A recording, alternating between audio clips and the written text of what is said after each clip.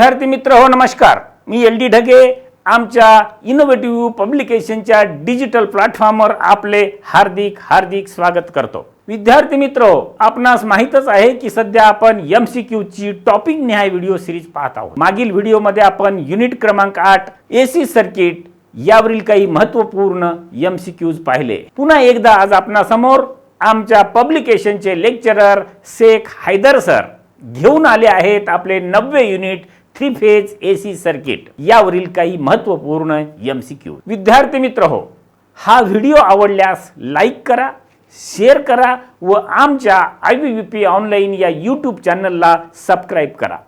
त्याचबरोबर bell icon मधील all नोटिफिकेशनला क्लिक करण्यास विसरू नका.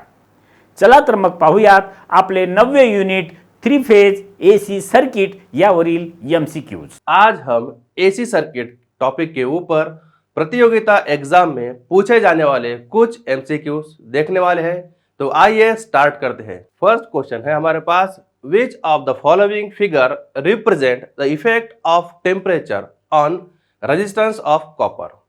मतलब दिए वाले फिगर्स में टेम्परेचर का इफेक्ट कॉपर के रेजिस्टेंस के ऊपर क्या होगा और किस तरह होगा, ये हमको आइडेंटिफाई करना दिए वाले 4 फिगर में से. ठीक है, option number A, figure number 1, figure B, figure C और फिगर डी. ठीक है, अब यहाँ पे क्वेश्चन पूछा क्या गया है कि इफेक्ट ऑफ टेम्परेचर, टेम्परेचर का इफेक्ट किसके ऊपर, रेजिस्टेंस, लेकिन किसका, कॉपर का. ठीक है, लेकिन कॉपर जो है, कॉपर हमारे पास धातु के कैटेगरी में आता है. मतलब काय में मेटल, और इसको बोलते हैं हम प्योर कंडक्टर फॉर्म में. ठीक है, कॉपर क्या है, एक धातु है और सभी धातुओं का जो रेजिस्टेंस है तापमान के साथ लीनियरली बढ़ते जाता है. मतलब कि एक रैखिक रिलेशन में बढ़ते जाता है. मतलब linearly increase with increasing temperature. मतलब यहाँ पर क्या होगा, जब भी टेम्परेचर बढ़ेगा तो कॉपर का रेजिस्टेंस क्या होगा, लीनियरली बढ़ते जाएगा. लेकिन at 0 temperature, at 0 degree temperature, मतलब 0 डिग्री टेम्परेचर पे कॉपर के रेजिस्टेंस की वैल्यू 100 ओहम रहती है.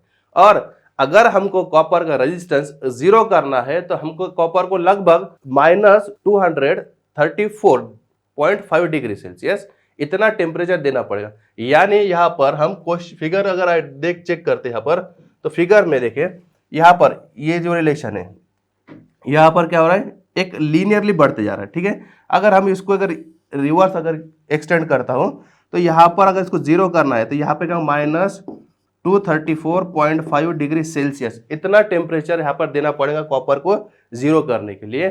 तो यहाँ पर दे वाली फिगर में से ऑप्शन नंबर ए क्या है हमारे पास सही आंसर है. ठीक है, तो इस क्वेश्चन का आंसर होगा option number A, figure A. अगला सवाल है, विच of the following lamp will have least resistance at room temperature. मतलब दिए वाले लैंप में से, लैंप की रेटिंग दी है, इनमें से कौन से लैंप का रेजिस्टेंस सबसे कम रहेगा और सामान्य तापमान पर. ठीक है, तो मतलब यहाँ पर दिए वाले क्वेश्चन देखो, क्वेश्चन क्या है कि हमको क्या आइडेंटिफाई करना है कि रेजिस्टेंस आइडेंटिफाई करना है कि कौन से लैंप का रेजिस्टेंस कम से कम रहेगा. ठीक है, अब यहाँ पर ऑप्शन नंबर ए है 200 वैट 220 वोल्ट. दूसरा ऑप्शन नंबर बी है 100 watt 220 volt. Option number C है 60 वैट 220 वोल्ट. उसके बाद में है ऑप्शन नंबर डी 25 वैट और 220 वोल्ट. अब यहाँ पर हमको दिख रहा है, क्या दिख रहा है कि जब भी कोई भी ऑप्शन अगर देखें तो यहाँ पर वोल्टेज की वैल्यू क्या है, एक जैसी है. ऑप्शन नंबर ए, बी, सी और डी में सभी में यहाँ पर वोल्टेज का वैल्यू क्या है, सेम है, एक जैसा है. और यहाँ पर हमारे पास resistance R is equal to क्या रहता है, हम जब भी पावर का रिलेशन देखते हैं, पावर का रिलेशन हमारे पास किस तरह से डिफाइन करते हैं हम, power P is equal to V square by R. और यहाँ पर resistance R is equal to क्या होगा, V square divide by P. ठीक है, मतलब यहाँ पर क्या दिखेगा, पावर और रेजिस्टेंस का रिलेशन कैसा है, इनवर्सली रिलेशन है. मतलब जितना पावर की रेटिंग कम रहेगा उतना रेजिस्टेंस ज्यादा रहेगा. ठीक है, और जितनी पावर की रेटिंग ज्यादा रहेंगे उतना रेजिस्टेंस कम रहेगा.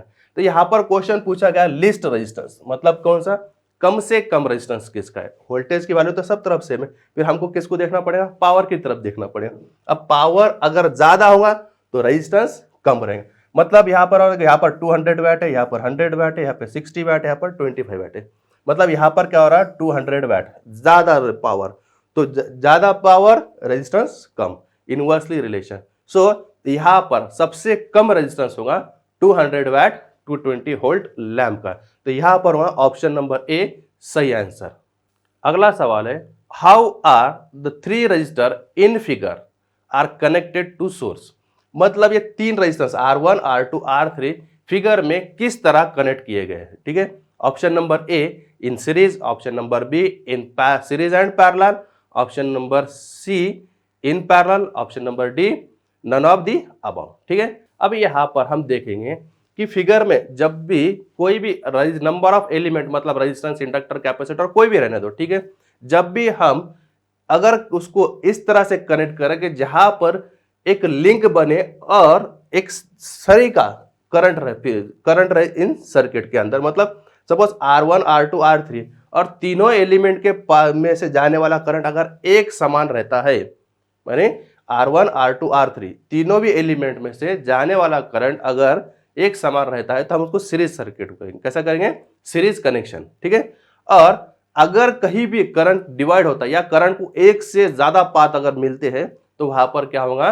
Parallel connection. तो यहां पर हम देखते हैं, ठीक है, यहां पर क्या हो रहा है, अगर हमने सोर्स यहां से, सपोज ये सोर्स है, ये सोर्स से जाने वाला करंट यहां पर है, यहां तक ठीक है, लेकिन ये पॉइंट पर यहां पर ये जंक्शन नोड पर आने के बाद में कुछ करंट यहां पर जाएगा, कुछ करंट यहां जाएगा। इसका मतलब क्या हो रहा है, यहां पर ये दो पाथ हो गए, मतलब यहाँ पे R1 और R2 दोनों में कैसे हो गए? Parallelly connection. उसके बाद में अगर सपोज यहां से भी अगर देखें तो कुछ करंट हमारा इधर जाएगा, कुछ करंट यहां पर है, इसलिए यहां से भी क्या हो गए? दो पाथ हो गए। मतलब अगर एक से ज्यादा पाथ अगर होते हैं करंट के लिए तो हम उसको क्या कहते हैं? Parallel connection. तो यहां पर दी वाली फिगर में number of element R1 R2 R3 ये सभी पैरेलली कनेक्टेड है, तो यहां पर होगा सही आंसर होगा option number C in parallel. अगला सवाल है the element of electric heater made of, मतलब इलेक्ट्रिक हीटर का हीटिंग एलिमेंट किस धातु से बनाया जाता है, ठीक है। ऑप्शन नंबर ए है कॉपर, ऑप्शन नंबर बी है स्टील, ऑप्शन नंबर सी है कार्बन, ऑप्शन नंबर डी है नाइक्रोम। अब हमको देखना है हीटर का वर्किंग प्रिंसिपल, यानी वो हीटर किस तत्व पे काम करता है, ठीक है। इलेक्ट्रिक हीटर यह जूल्स लॉ के तत्व पे काम करता है, यानी जूल्स लॉ पर काम करता है, ठीक है। यानी जब भी किसी हाईली रेजिस्टिव मटेरियल से करंट फ्लो होगा तो वहां पर लार्ज अमाउंट यानी बड़ी अमाउंट में क्या होगा? हीट क्रिएट होंगे as per Joule's law I²RT। यानी क्या होगा? जब भी किसी हीटिंग एलिमेंट से करंट फ्लो होगा, सपोज अगर एक एलिमेंट ले रहे हैं हम ऐसा, इसके अंदर से करंट I अगर हमने फ्लो करे तो यहां पर क्या होगा? इसके अक्रॉस क्या होगा? कुछ हीट क्रिएट होंगे, तो वो डिपेंड करेंगे इसके I²RT यानी जूल्स लॉ पर।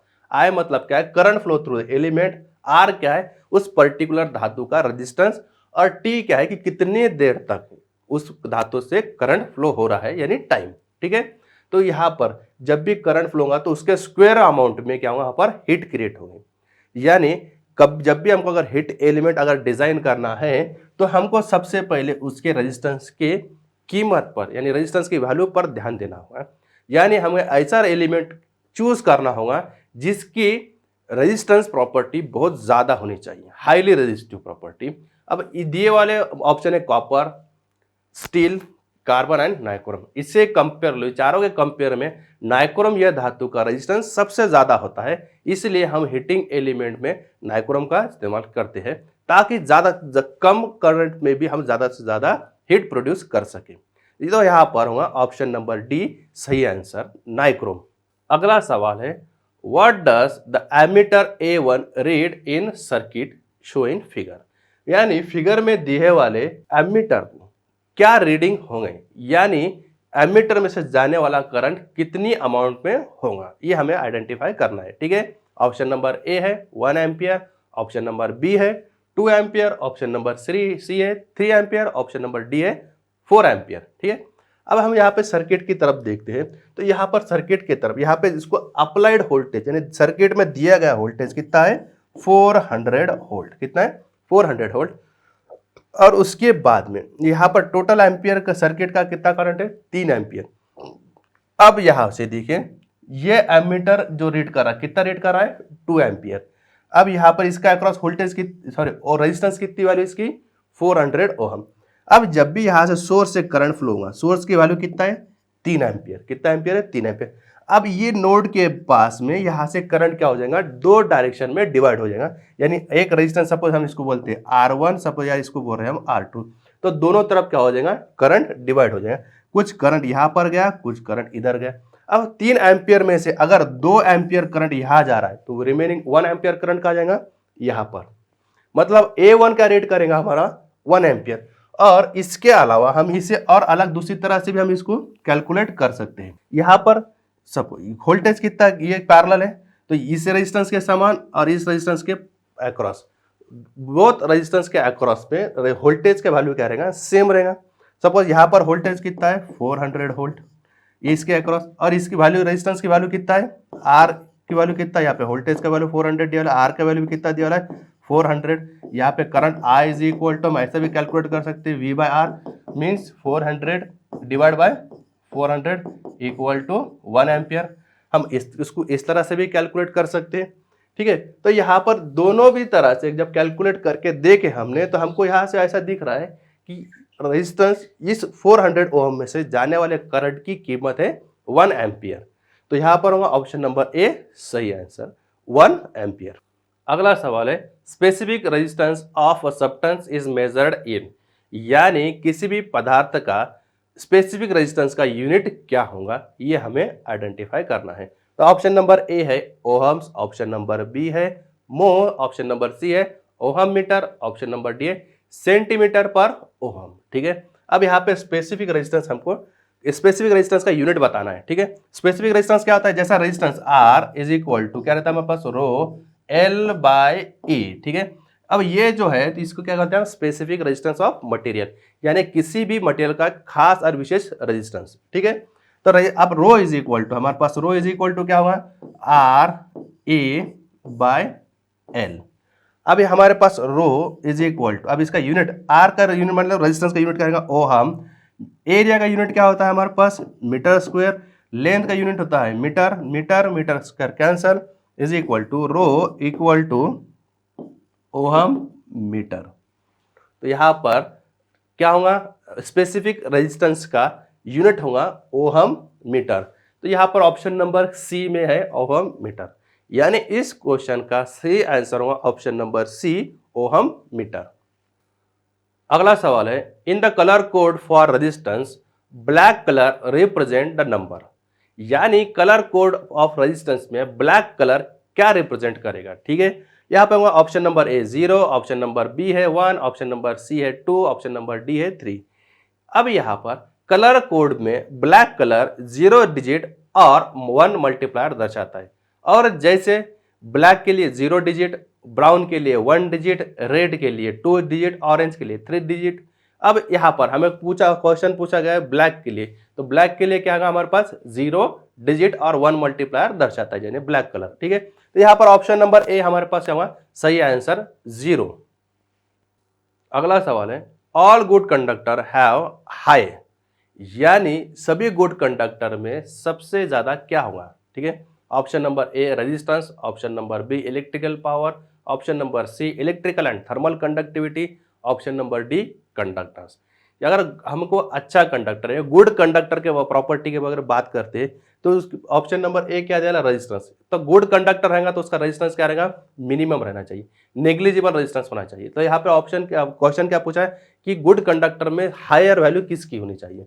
ठीक है, तो रेजिस्टेंस की तो वैल्यू होने नहीं चाहिए, रेजिस्टेंस की वैल्यू क्या होना चाहिए, कम से कम रेजिस्टेंस, इलेक्ट्रिकल पावर ज्यादा से ज्यादा पावर कैरी कर सके। ठीक है, उसके बाद में क्या है, electrical and thermal conductivity, and option number D है कंडक्टेंस। तो किसी भी कंडक्टर का अगर अच्छा कंडक्टर यानी गुड कंडक्टर का कंडक्टेंस ज्यादा से ज्यादा अगर रहेगा तो उसमें से हायर पावर कैपेसिटी से हम पावर ट्रांसमिट कर सकते हैं, और उसी के वजह से इलेक्ट्रिकल और थर्मल कंडक्टिविटी कंडक्टर की अच्छी रहेगी। यानी इस क्वेश्चन का आंसर होगा option number D, all good conductor have high conductance, यानी ऑप्शन नंबर डी सही आंसर है। अगला सवाल है, in which of the following the resistance decrease with rise in temperature, यानी कौन से रेजिस्टेंस का कोणते मटेरियल का रेजिस्टेंस डिक्रीज होगा विथ राइज इन टेम्परेचर, यानी टेम्परेचर के साथ रेजिस्टेंस कम होगा, जैसा टेम्परेचर बढ़ेगा वैसा रेजिस्टेंस कम होगा। ऑप्शन नंबर ए है एलडीआर यानी light dependent resistance, option number B है NTC thermistor, option number C है nichrome conductor, option number D है एसीएसआर कंडक्टर। अब यहाँ पर क्वेश्चन पूछा गया कि अगर टेम्परेचर बढ़ता है तो रेजिस्टेंस कम किसका होता है। इसको हम क्या कहते हैं, जब भी टेम्परेचर बढ़ेगा और किसी मटेरियल का रेजिस्टेंस कम होता है तो उसे हम नेगेटिव टेम्परेचर कोएफिशिएंट कहते हैं। तो यहाँ पर होगा option number B NTC thermistor यानी negative temperature coefficient of thermistor. जब भी नेगेटिव टेम्परेचर कोएफिशिएंट में टेम्परेचर बढ़ेगा तो उसका रेजिस्टेंस क्या होगा, कम होगा। तो यहाँ पर होगा ऑप्शन नंबर सी सही आंसर। अगला सवाल है the initial source which cause current to flow in a circuit called, यानी किसी भी सर्किट में इनिशियली सोर्स की वजह से अगर इलेक्ट्रॉन्स फ्लो होते हैं तो उसे हम क्या कहते हैं। ठीक है, ऑप्शन नंबर है potential difference, option number B electromotive force, option number C है terminal voltage, option number D है वोल्टेज ड्रॉप। अब किसी भी सर्किट में करंट फ्लो करने के लिए इलेक्ट्रोमोटिव फोर्स की जरूरत होती है, इसे हम ईएमएफ कहते हैं। इसकी वजह से इलेक्ट्रॉन्स का फ्लो होता है। अगर सर्किट में हमको इनिशियली मतलब स्टार्ट में किसी सोर्स से हमें क्या करना है, करंट फ्लो करना है, इलेक्ट्रॉन्स फ्लो करना है, तो हमको क्या लगना है, क्या क्या करना देना पड़ेगा, सर्किट में इलेक्ट्रोमोटिव फोर्स अप्लाई करना पड़ेगा, जिसकी वजह से due to cause of electromotive force electrons start flowing through the circuit in a particular direction. इसीलिए हमको यहाँ पर क्या लगा, इलेक्ट्रोमोटिव फोर्स। ठीक है, पोटेंशियल डिफरेंस क्या होता है कि दो पॉइंट का पोटेंशियल डिफरेंस, इसको हम क्या करते हैं, पोटेंशियल डिफरेंस। टर्मिनल वोल्टेज क्या होता है, लास्ट एंड पर यानी लोड के अक्रॉस मिलने वाला, लास्ट टर्मिनल पे मिलने वाला जो वोल्टेज है उसे हम टर्मिनल वोल्टेज कहते हैं। ऑप्शन नंबर डी है वोल्टेज ड्रॉप। वोल्टेज ड्रॉप किसी भी रेजिस्टेंस के अक्रॉस होने वाला वोल्टेज ड्रॉप यानी आई इंटू आर, कब, करंट और वोल्टेज, सॉरी करंट और रेजिस्टेंस का प्रोडक्ट, इससे क्या कहते हैं हम वोल्टेज ड्रॉप। यानी क्या होगा, अगर किसी सोर्स से हमने क्या करे, सोर्स से अगर आप सोर्स से वोल्टेज अप्लाई करें, कुछ वोल्टेज सर्किट के अंदर होने वाला वोल्टेज ड्रॉप रिमेनिंग वोल्टेज का मिलेगा हम आपको टर्मिनल पर। तो हमको यहाँ पे क्वेश्चन पूछा गया इनिशियल सोर्स किसे कहते हैं, इनिशियल सोर्स। तो इनिशियल सोर्स हमें क्या लगा, इलेक्ट्रोमोटिव फोर्स, जिसकी वजह से सर्किट के अंदर इलेक्ट्रॉन्स फ्लो होंगे। तो यहाँ पर होगा option number B electromotive force सही आंसर। अगला सवाल है which factor does not depend on the resistance of the conductor among the following factor, यानी दिए वाले फैक्टर में से किस पर रेजिस्टेंस की वैल्यू डिपेंड नहीं रहेगी। अब हमारे पास रेजिस्टेंस का वैल्यू किस चीजों पर डिपेंड करता है ये हम देखेंगे। ठीक है, जैसा आप यहाँ पर ऑप्शन नंबर ए है लेंथ, ऑप्शन नंबर बी है मटेरियल, ऑप्शन नंबर सी है वोल्टेज, ऑप्शन नंबर डी है टेम्परेचर। ठीक है, अब यहाँ पर जो रेजिस्टेंस डिपेंड करता है किसी भी कंडक्टर का, वो चार फैक्टर पे डिपेंड करेंगे। एक स्पेसिफिक रेजिस्टेंस ऑफ मटेरियल यानी किस टाइप का मटेरियल इस्तेमाल किया गया है, उसके बाद में उस मटेरियल की लेंथ, उसके बाद में क्रॉस सेक्शन एरिया उस मटेरियल का, और उसके बाद में चौथा फैक्टर होगा हमारे पास टेम्परेचर। अब यहाँ पे ऑप्शन में दिया गया लेंथ है, तो लेंथ पर रेजिस्टेंस की वैल्यू डिपेंड करेंगी, डायरेक्टली प्रोपोर्शनल करेंगे। उसके बाद में मटेरियल यानी स्पेसिफिक रेजिस्टेंस ऑफ मटेरियल, यहाँ पर भी मतलब रेजिस्टेंस डिपेंड करेगा किस टाइप का हमने मटेरियल इस्तेमाल किया है।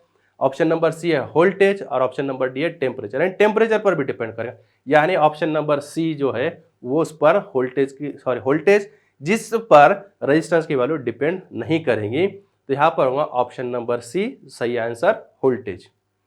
अगला सवाल है calculate the electrical energy in unit consume by 500 watt lamp for 5 hour, यानी 500 वैट का लैम्प अगर 5 आवर्स हम अगर चलाते हैं तो कितना यूनिट एनर्जी कंज्यूम होगा, ये कैलकुलेट करना है। ऑप्शन नंबर ए है 0.5 यूनिट, ऑप्शन नंबर बी है 2.5 यूनिट, ऑप्शन नंबर सी है 1 यूनिट, ऑप्शन नंबर डी है 1.5 unit.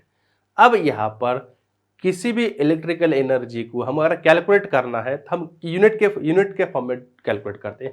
1 unit equal to 1 kilowatt hour, 1 unit equal to 1 kilowatt hour, kilowatt hour. ठीक है, अब हमें क्या क्या लगेगा, एक तो किलो वैट यानी पावर रेटिंग, और उसके बाद में आवर यानी कितना ड्यूरेशन हम उसको क्या करें इस्तेमाल कर रहे हैं। ठीक है, अब यहाँ पे हमको दिया गया, क्या दिया गया, 500 वैट लैम्प, कितने आवर हम इस्तेमाल कर रहे हैं इसको, 5 आवर। ठीक है, अब अगर देखें इसको तब कैसा कैलकुलेट करेंगे, 1 unit 1 unit equal to 1 kilowatt hour. अब यहाँ पे देखते हैं इसको कैसे कैलकुलेट करेंगे। वैट कितना दिया हमको 500 वैट मल्टीप्लाई में कितना आवर 5 आवर, ठीक है। अब इसको किलो में कन्वर्ट करना है तो क्या करना पड़ेगा, इसको हमको डिवाइड बाय 1000, ठीक है। तो यानी यहाँ पर होगा आंसर हमारे पास इक्वल टू 25 डिवाइड बाय 10 यानी 2.5 यूनिट। तो इस क्वेश्चन का आंसर होगा अगर हम 500 वैट लैम्प 5 घंटे यानी 5 आवर अगर इस्तेमाल करते हैं तो वह लैम्प 2.5 यूनिट एनर्जी कंज्यूम करेगा, यानी ऑप्शन नंबर बी 2.5 सही आंसर होगा। अगला question, what is the effect on open register in series circuit. Series circuit में ओपन रजिस्टर पर क्या ही परिणाम होगा, ठीक है। ऑप्शन नंबर ए है no effect in open register. Option number B है total supply voltage will appear across the open register. Option number C है full circuit current will flow in open register. Option number D है no voltage will appear across the open register. अगर किसी भी series circuit में कोई resistance open होता है तो पूरा सर्किट ओपन सर्किट की तरह बिहेव करेगा, यानी उस ओपन टर्मिनल के बीच में हमें पूरा सप्लाई वोल्टेज मिलेगा, यानी option number C, option number B total supply voltage will appear across the open register, यानी पूरा का पूरा सप्लाई कहाँ पे मिलेगा, हम सप्लाई वोल्टेज कहाँ मिलेगा, उस ओपन टर्मिनल के बीच में। तो यहां पर होगा ऑप्शन नंबर बी सही आंसर। तर विद्यार्थी मित्र हो, अशा प्रकारे आज आपण युनिट क्रमांक 9 3 फेज एसी सर्किट या चॅप्टरवरील काही महत्त्वपूर्ण एमसीक्यूज पाहिले। पुढील व्हिडिओमध्ये आपण युनिट क्रमांक 10 सेल्स व बॅटरी या चॅप्टरवरील काही महत्त्वपूर्ण एमसीक्यूज पाहणार आहोत। तेव्हा भेटूयात डे आफ्टर टुमारो एका नवीन माहितीसह। हा व्हिडिओ आवडल्यास लाईक करा, शेअर करा व आमच्या IVP ऑनलाईन या यूट्यूब चॅनलला सबस्क्राईब करा। बेल आयकॉनमधील ऑल नोटिफिकेशनला क्लिक करा जेणेकरून नवनवीन व्हिडिओची माहिती आपणास मिळेल। धन्यवाद।